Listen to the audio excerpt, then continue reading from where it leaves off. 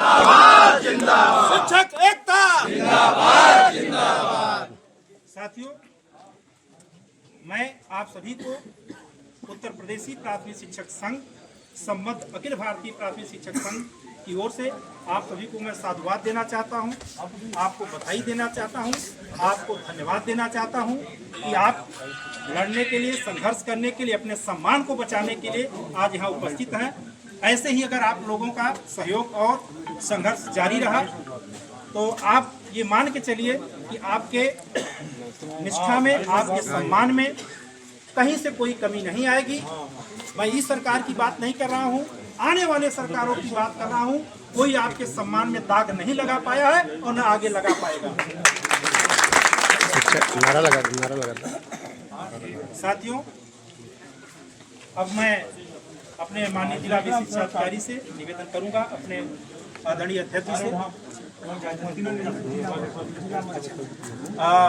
उत्तर प्रदेशीय प्राथमिक शिक्षक अखिल भारतीय प्राथमिक शिक्षक संघ नई दिल्ली के प्रांतीय अध्यक्ष सुशील पांडे के आह्वान पर आज दिनांक 7 मार्च को प्रदेश के समस्त जनपदों में आदरणीय जिला बेसिक शिक्षा अधिकारी के माध्यम से माननीय मुख्यमंत्री उत्तर प्रदेश सरकार एवं माननीय बेसिक शिक्षा मंत्री उत्तर प्रदेश सरकार को 5 सूत्रीय मांग के संबंध में ज्ञापन सौंपा गया, जिसमें विकासखंड लालगंज के सम्मानित शिक्षक साथियों और शिक्षिका बहनों ने बढ़ चढ़कर हिस्सा लिया। ज्ञापन में शामिल होकर उत्साहवर्धन करने वाले विकासखंड लालगंज के अध्यक्ष श्यामलाल, दिनेश चौबे, साकेत प्रियरंजन दुबे, शिव प्रसाद सिंह, अतुल श्रीवास्तव, उमेश चौबे, किशन लाल, अभिषेक सिंह, गणेश शर्मा, दिलीप यादव, विनीत त्रिपाठी, विक्रम द्विवेदी, सगीर अहमद, आलोक मौर्य, प्रवीण मिश्र, संजय तिवारी, आलम अफरोज,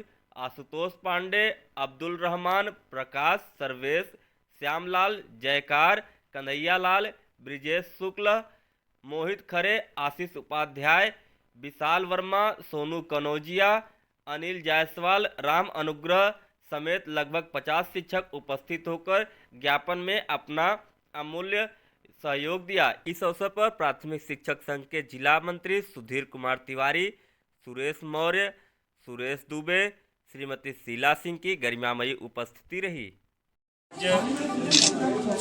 7 मार्च 2024 को ज्ञापन के संबंध में हम लोग यहाँ पे उपस्थित हुए हैं।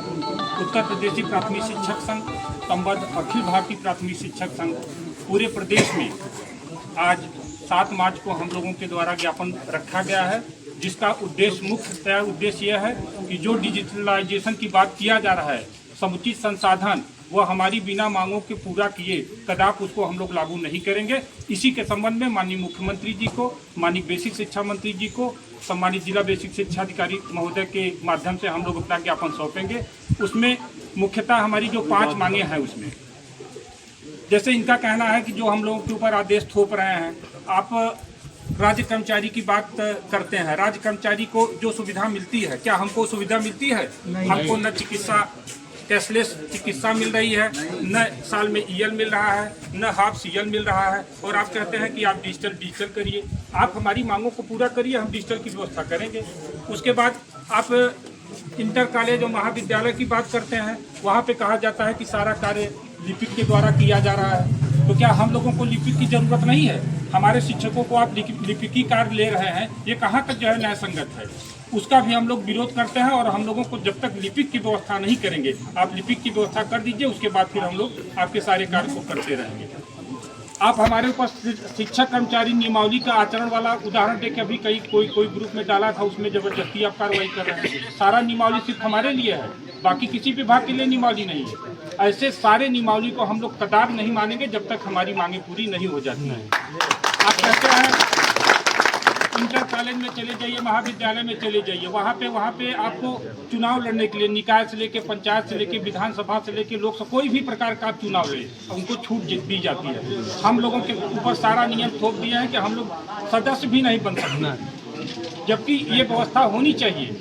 तो मुख्यतः हमारी 5 मांगे हैं। पहली मांग ये है कि हम डिजिटल आपकी व्यवस्था तब तक नहीं मानेंगे जब तक नंबर 1 हम लोगों को राज्य कर्मचारियों के बाद कैशलेस चिकित्सा सुविधा उपलब्ध नहीं की जाती, तब तक हम डिजिटलाइजेशन की बात नहीं करेंगे। नंबर 2, तभी हम लोगों को जैसे राज्य कर्मचारियों को ईएल मिलता है उसी तरह हमको ईएल मिलना चाहिए। संभवतः एक साल में 31 ईएल है, 31 ईएल दीजिए, हाफ सीएल की व्यवस्था करिए, तब आप डिजिटल की बात करिए, तब हम आपका सहयोग करेंगे। इसलिए हमें आपने संसाधन नहीं दिया, अपने सिम से प्रयोग कर लीजिए, ये कर लीजिए, वो कर लीजिए। आप समुचित हमारी मांगों को मांगिए और समुचित संसाधन की व्यवस्था करिए, हम आपकी बात को निश्चित रूप से मानेंगे।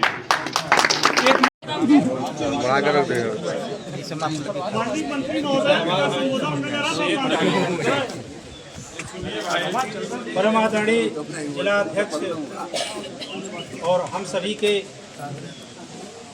नेतृत्वकर्ता आदरणीय श्री प्रभु नारायण सिंह जी, हमारे आदरणीय जिला मंत्री श्री सुधीर कुमार तिवारी जी, कोषाध्यक्ष हमारे श्री अखिलेश कुमार सिंह जी, हमारे उपाध्यक्ष जिला के श्री अखिलेश कुमार सिंह जी, जय प्रताप सिंह जी, जिला के अन्य हमारे पदाधिकारी श्री सत्य कुमार तिवारी जी और विभिन्न ब्लॉकों से हमारे अध्यक्ष, कोषाध्यक्ष और हमारे बेसिक शिक्षा के रण बाकुरे साथी कलमकार और इतिहास को बदलने वाले, इतिहास को पलटने वाले और अपनी कलम, अपनी लेखनी से भारत को नूतन नव निर्माण करने वाले हमारे शिक्षक साथियों, इतिहास साक्षी रहा है कि जब जब आवश्यकता पड़ी है तब तक शिक्षक देश के लिए संघर्ष किया है और जब जब देश ने अपने गुस्ताखी में कहीं से यह महसूस किया है कि देश के सम्मान में गुस्ताखी हो रही है, तो सबसे पहले कोई खड़ा हुआ है, वो हमारा शिक्षक खड़ा हुआ है। शिक्षक के हाथों में वह ताकत है कि वो देश नहीं वरन सृष्टि का निर्माण करता है।